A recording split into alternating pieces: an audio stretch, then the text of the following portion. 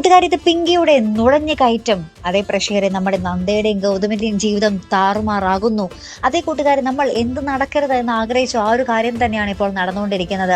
നമ്മൾ കഴിഞ്ഞൊരു എപ്പിസോഡ് എൻഡിങ്ങിലൊക്കെ കണ്ടിട്ട് നമ്മൾ സന്തോഷിച്ചിരുന്നതാണ്. നമ്മുടെ രതീഷിന്റെ ഭാര്യ ഗീതു ഈ ഒരു സർവകസിക്ക് വേണ്ടി തയ്യാറെടുത്തതൊക്കെ കണ്ടപ്പോൾ നമ്മൾ സന്തോഷിച്ചു. പ്രേക്ഷകർക്ക് ഒരു വലിയ ആശ്വാസം തന്നെയായിരുന്നു പിങ്കിയുടെ ലക്ഷ്യമൊക്കെ തോറ്റുപോയല്ലോ എന്ന് ഓർത്ത്. പക്ഷെ ഇന്നത്തെ പ്രമോയിൽ നമുക്ക് കാണുവാൻ സാധിക്കുന്നുണ്ട്, നമ്മുടെ പിങ്കി ആ തോറ്റുപോയതിൽ നിന്ന് ഒരു 10 മടങ്ങ് ശക്തിയിൽ ആഞ്ഞടിക്കുകയാണ് നമ്മുടെ നന്ദയ്ക്കും ഗൗതമിനും എതിരെ കേട്ടോ. നമ്മുടെ പിങ്കി ആ ഒരു വേഷം മാറി ഡോക്ടറിന്റെ വേഷമൊക്കെ കെട്ടി നമ്മുടെ ഗീതുവിന്റെ അടുത്തും ഭർത്താവിന്റെ അടുത്തേക്ക് പോകുന്നു കേട്ടോ.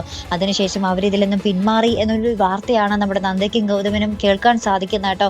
അപ്പോൾ പിങ്കി ഈ ഒരു ഡോക്ടർ വേഷമൊക്കെ കെട്ടി അവരെ ചെന്ന് കണ്ടതിന് ശേഷം ആരൊക്കെയോ ഫോൺ ചെയ്ത് പറയുന്നുണ്ട്, ഞാനൊരു ഡോക്ടറിന്റെ വേഷം കെട്ടിയാണ് അവരുടെ മുന്നിൽ ചെന്നത്, അവർ മണ്ടന്മാരായതുകൊണ്ട് ഞാൻ പറഞ്ഞ കഥയൊക്കെ അവർ വിശ്വസിച്ചിട്ടുണ്ട് എന്ന് ആരൊക്കെയോ ഫോൺ ചെയ്ത് പറയുന്നുണ്ട് കേട്ടോ.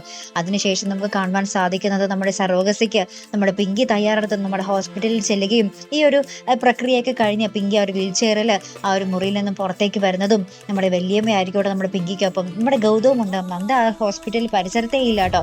നന്ദയ്ക്ക് ആകെപ്പാടെ ആദ്യം വ്യാധിയുമാണ്. എന്താണ് എന്ത് ലക്ഷ്യമാണ് നമ്മുടെ പിങ്കിക്ക് തൻ്റെ ജീവിതത്തിലേക്ക് വീണ്ടും നുഴഞ്ഞു കയറി വന്നത്? എന്തിനായിരിക്കും തൻ്റെ ജീവിതം വീണ്ടും തുലയ്ക്കാനാകുമോ എന്നുള്ളൊരു പേടിയും ആദ്യം വ്യാധിയും. പോരാത്തതിന് തൻ്റെ സ്വന്തം കുഞ്ഞാണ് പിങ്കിയുടെ യൂട്രസിൽ വളർന്നു വരുന്നത്.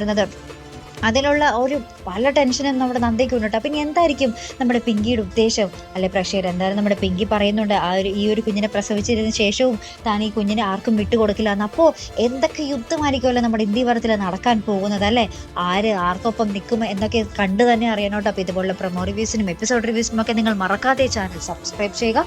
അടുത്തൊരു വീഡിയോ വരുന്നത് വരയ്ക്കും ഗുഡ് ബൈ.